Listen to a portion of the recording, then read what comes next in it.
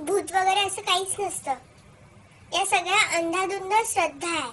माझ्या आईने मला सांगितलं की अशा गोष्टींवर विश्वास, पण माहितीये का, ती जी आशूची मोठी बहीण आहे ना, त्या दिदी आम्हाला सांगितलं की तिने भूत पाहिलाय म्हणून चिंचेच्या झाडावर. खरंच मी हडळ पाहिली आहे. ती म्हणे की ती पांढऱ्या साडीमध्ये असते आणि तिचे पाय ना उलटे असतात, उलटे.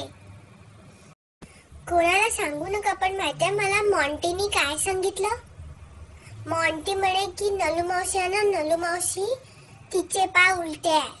मॉन्टी म्हणे की ती त्याच्या मुंजीच्या वेळेला आली होती ना, तर तेव्हा त्यांनी पाहिलं होतं तिला व्हाईट साडीमध्ये रात्री 11 नंतर तिचे पाय उलटे होतात.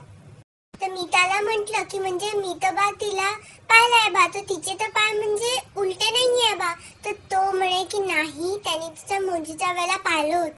तर मी आणि आशूनी यांना ठरवलंय की जाऊन तिचे पाय बघायचे 11 नंतर की खरंच उलटे आहे का, आणि तिचा पर्दाफाश करायचा सगळ्यांसमोर.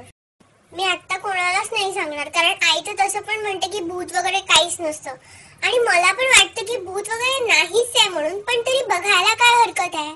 तशी पण ती जेव्हा पण कोणावर ओरडते वगैरे ना नलू मावशी, तेव्हा मला वाटतंच की म्हणजे ही थोडी वेगळीच आहे बा, म्हणून की काबरे अशी चिडचिड करते आणि घाबरवते छोट्या पोरांना. मागे मी तिचं लिपस्टिक घेतलं होतं ना, तेव्हा पण तिने अशीच वस वस वस वस केली होती.